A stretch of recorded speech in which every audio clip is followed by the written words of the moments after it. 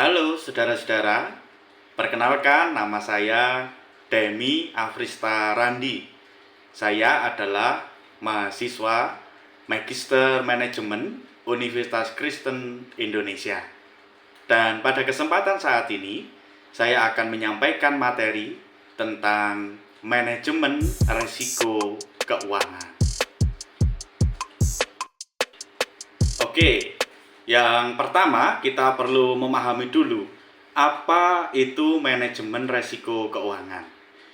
Ya, saudara-saudara, manajemen risiko keuangan adalah suatu proses untuk mengidentifikasi, menganalisis, dan mengendalikan ancaman atau risiko terhadap aset keuangan pada sebuah perusahaan atau organisasi. Sebelum kita bersama masuk pada pembahasan tentang manajemen risiko keuangan, alangkah lebih baiknya bahwa kita terlebih dahulu untuk memahami apa tujuan dari perusahaan atau organisasi. Nah, saudara-saudara, tujuan perusahaan atau organisasi yang patut untuk kita pahamkan dalam diri kita adalah memiliki tujuan, yaitu maximize shareholder wealth, atau memaksimalkan kesejahteraan atau kemakmuran dari pemegang saham. Dengan caranya adalah creating value atau menciptakan sebuah nilai. Artinya menciptakan nilai tambah secara signifikan dan berkelanjutan. Nah, untuk mencapai tujuan tersebut, maka perusahaan atau organisasi perlu untuk menerapkan manajemen risiko keuangan pada pengelolaan keuangan perusahaan atau organisasi, sehingga keputusan keuangan yang diambil itu tepat dan sesuai dengan tujuan, yaitu memaksimalkan kesejahteraan dan kemakmuran pemegang saham atau maximize shareholder wealth. Oke, dalam mencapai tujuan tersebut, maka perusahaan bisa mengalami masalah yang disebut dengan principal agent problem. Principal agent problem adalah masalah-masalah yang muncul disebabkan oleh seorang agen atau manajer yang bertindak berdasarkan kepentingan pribadinya atau kelompoknya, yang mengakibatkan kerugian bagi kepentingan publik. Macam-macam principal agent problem adalah sebagai berikut. Yang pertama, conflict of interest, di mana situasi seseorang memiliki kepentingan pribadi yang berpotensi merugikan pihak lain. Lalu yang kedua, asymmetric info, di mana adanya ketidakseimbangan informasi antara pemegang saham dan manajer. Lalu yang ketiga, dapat pula muncul perilaku moral hazard.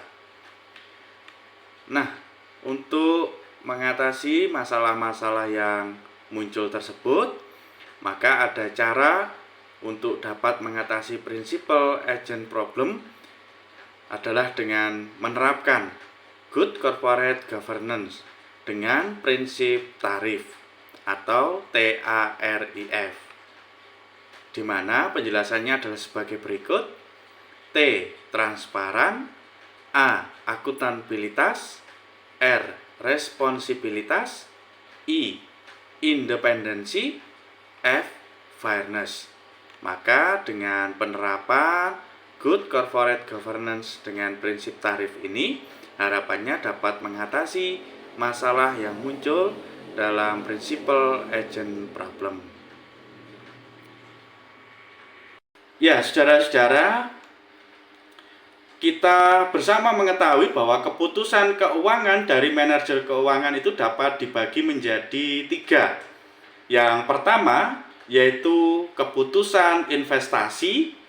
Dalam hal ini adalah keputusan keuangan yang bertujuan untuk menggunakan dana perusahaan atau organisasi. Lalu yang kedua yaitu keputusan pendanaan. Dalam hal ini adalah keputusan keuangan yang bertujuan untuk mendapatkan atau mencari dana dari perusahaan atau organisasi tersebut. Lalu yang ketiga yaitu ada kebijakan dividends, kebijakan atau keputusan tentang pembagian laba dari suatu perusahaan.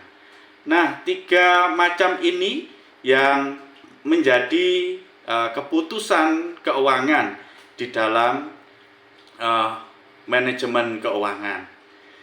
Nah, saudara-saudara, dari keputusan-keputusan ini, maka seorang manajer keuangan harus memperhatikan banyak hal sehingga keputusannya bisa diambil dengan tepat dan sesuai dengan tujuan. Nah, untuk itu di dalam mengambil sebuah keputusan keuangan perlu untuk memahami beberapa hal sebagai berikut. Yang pertama adalah kita perlu memperhatikan apa yang disebut dengan time value of money. Ya, saudara-saudara, time value of money adalah konsep yang menyatakan bahwa nilai uang saat ini lebih berharga dibanding dengan nilai uang yang akan datang. Nah, dalam konsep TVM atau time value of money dapat dipakai untuk mengevaluasi investasi, menghitung biaya pinjaman, dan menilai berbagai keputusan keuangan yang melibatkan arus kas di masa depan. Nah, untuk mendapatkan perhitungan TVM dapat menggunakan dua rumus, yaitu present value atau future value. Present value adalah menghitung nilai uang sekarang dari sejumlah uang yang akan diterima di masa depan. Kalau future value adalah menghitung nilai uang di masa depan setelah mengalami pertumbuhan di masa yang akan datang karena bunga atau investasi. Nah, saudara-saudara, itu dapat menjadi sebuah resiko tersendiri di dalam kita mengelola keuangan atau di dalam kita mengambil sebuah keputusan keuangan. Maka ada beberapa strategi untuk mengelola resiko terkait dengan time value of money. Yang pertama adalah dengan diversifikasi. Diversifikasi adalah strategi pengelolaan resiko dengan menyebar investasi ke berbagai jenis aset, industri, atau pasar yang berbeda. Lalu yang kedua, hedging, yaitu strategi untuk melindungi aset atau investasi dari perubahan harga yang tidak diinginkan. Sehingga tujuan hedging adalah mengunci harga atau tingkat bunga dari aset kita. Lalu yang ketiga adalah mempertimbangkan inflasi. Mempertimbangkan inflasi menjadi aspek yang penting agar tidak menurunkan daya beli atau nilai di masa depan. Itu satu hal yang perlu diperhatikan, yaitu tentang time value of money. Lalu yang kedua, di dalam mengambil keputusan keuangan perlu juga untuk mempertimbangkan, yaitu tentang capital budgeting.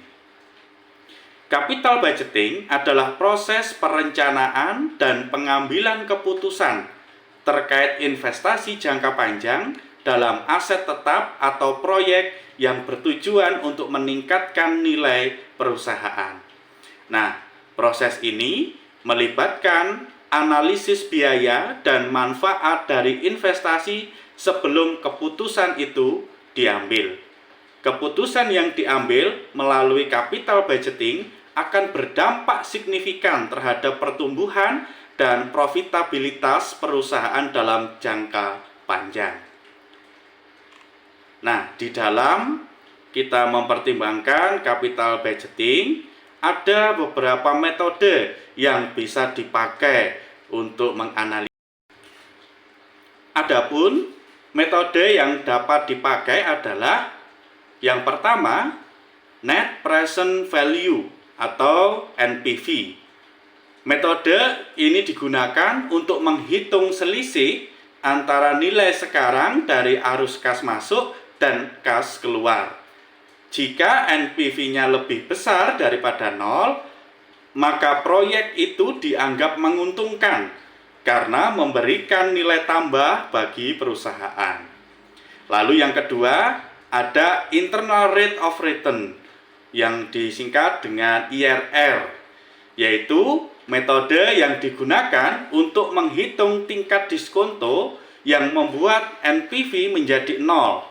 Jika IRR lebih tinggi dari biaya modal, maka proyek itu layak diambil karena tingkat pengembalian yang dihasilkan lebih besar daripada biaya investasi. Lalu yang ketiga, ada payback period, yaitu metode yang digunakan untuk menghitung waktu yang diperlukan untuk mengembalikan investasi awal dari arus kas masuk proyek. Payback period yang lebih pendek menunjukkan proyek yang lebih cepat menghasilkan laba atau keuntungan. Lalu yang keempat, ada Profitability Index atau disingkat dengan PI, yaitu metode yang digunakan untuk menghitung rasio antara nilai sekarang arus kas masuk dan investasi awal. Jika PI lebih besar daripada 1, maka proyek layak dilakukan atau diambil karena memberikan keuntungan lebih dari biaya yang dikeluarkan. Lalu yang terakhir adalah Accounting Rate of Return yang sering dikenal dengan istilah ARR, yaitu metode yang digunakan untuk mengukur keuntungan rata-rata tahunan dibandingkan dengan investasi awal. Metode ini memberikan gambaran tentang profitabilitas proyek dari perspektif akuntansi. Nah, itulah metode-metode yang dapat digunakan untuk mengelola risiko dalam capital budgeting. Nah, selanjutnya, dalam mengambil keputusan keuangan, kita juga perlu untuk memperhatikan tentang laporan keuangan suatu perusahaan atau organisasi.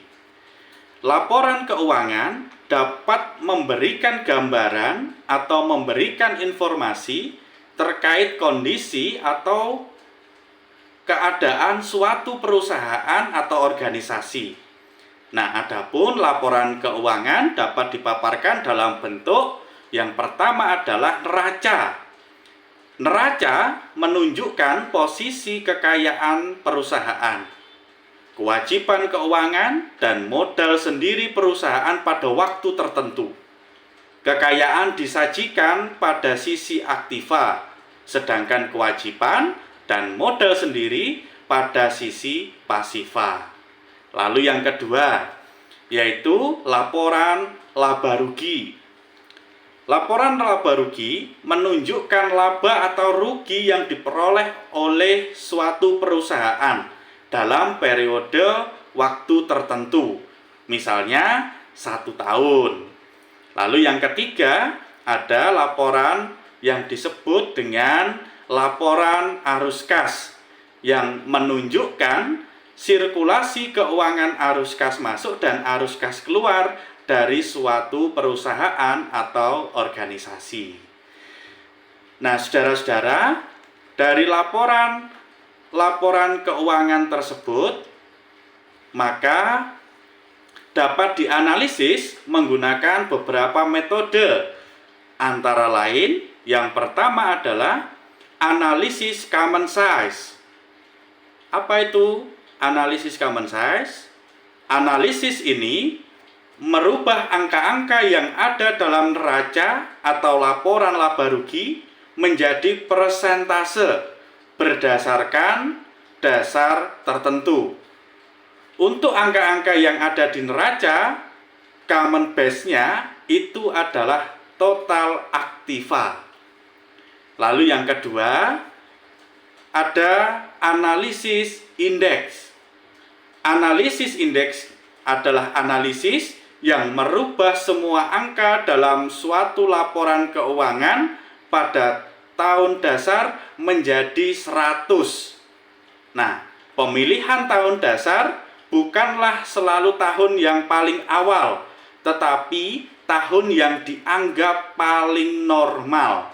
Ini yang perlu digarisbawahi, bahwa penting untuk menentukan tahun kapan keadaannya yang paling normal. Dengan demikian, analisis ini dilakukan untuk membandingkan perkembangan dari waktu ke waktu. Bisa 5 tahun yang lalu, bisa 3 tahun yang lalu, atau bisa 4 tahun yang lalu. Itu analisis indeks.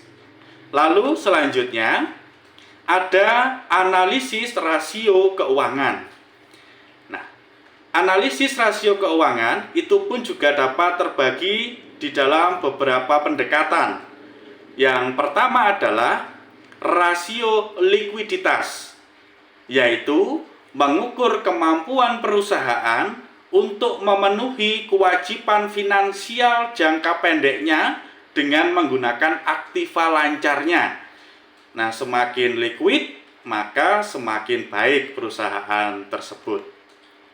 Lalu yang kedua, menggunakan pendekatan rasio leverage, di mana dengan rasio ini mengukur seberapa jauh perusahaan dibelanjai dengan hutangnya, sehingga seberapa optimal hutang yang diambil, hutang yang dipakai dan dikelola oleh perusahaan tersebut.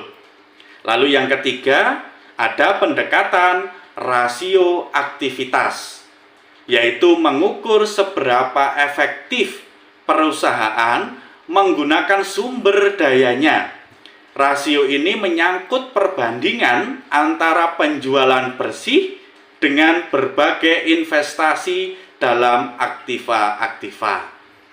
Lalu yang keempat, ada rasio profitabilitas, yaitu mengukur efektivitas manajemen secara keseluruhan sebagaimana ditunjukkan dari keuntungan yang diperoleh dari penjualan dan investasi. Profitabilitas adalah hasil bersih dari berbagai kebijakan dan keputusan. Nah, saudara-saudara, itulah cara-cara untuk menganalisis laporan keuangan dalam sebuah perusahaan.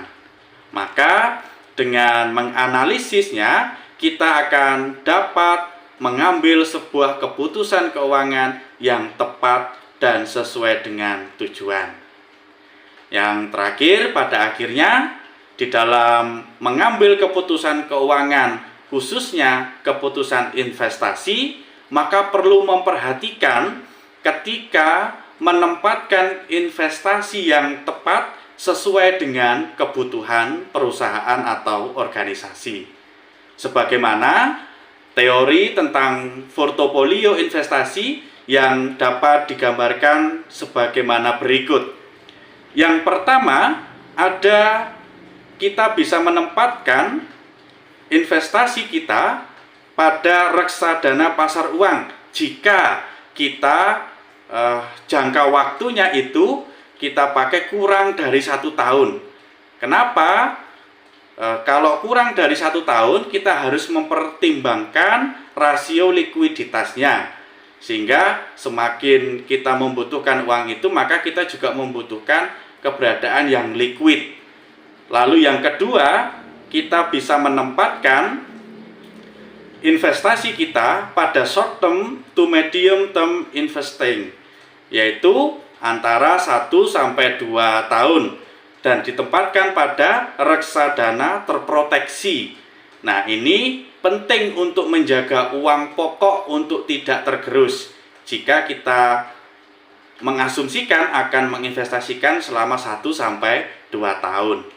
Lalu yang ketiga, medium term investing, yang kira-kira periodenya adalah 3-4 tahun.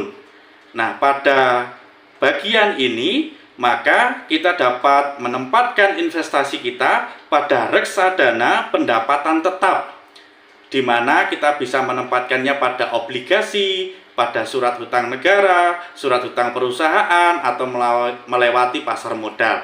Itu dalam periode 3 sampai dengan 4 tahun. Lalu yang keempat, ada medium to long investing, yaitu antara kisaran investasi yang kita ambil adalah 5 sampai 7 tahun. Nah, di sini kita bisa menempatkan investasi pada reksadana campuran. Kita bisa menempatkan di pasar uang, bisa menempatkan di deposito atau di obligasi. Lalu yang kelima, ada long term investing yang kira-kira lebih dari 7 tahun. Nah, pada titik ini karena jangkanya waktu cukup panjang, 7 tahun, maka kita bisa menempatkan investasi kita pada reksadana saham untuk mendapatkan dividen dari saham yang kita miliki. Nah, itu saudara-saudara, paling tidak portofolio investasi yang bisa menjadi pertimbangan dari manajer keuangan ketika mengambil keputusan tentang investasi. Ya, dengan demikian kita bisa membekali diri sebagai manajer keuangan. Ketika mengambil keputusan, kita bisa memperhatikan time value of money, capital budgeting, memperhatikan financial report, portfolio investment, dan juga masalah-masalah yang bisa muncul, yaitu principal agent problem. Dengan demikian, maka manajemen resiko dapat diterapkan di dalam pengelolaan keuangan di perusahaan atau di organisasi kita. Nah, itu kira-kira pada saat ini yang bisa saya sampaikan. Dengan demikian, beberapa hal penting yang perlu diperhatikan oleh para pengambil keputusan keuangan atau manajer keuangan untuk menerapkan manajemen keuangan berbasis resiko. Dengan menerapkan metode-metode di atas, maka kita dapat mengendalikan resiko-resiko keuangan yang dapat muncul di dalam menciptakan nilai tambah atau creating value pada suatu perusahaan atau organisasi. Semoga materi ini bermanfaat untuk kita.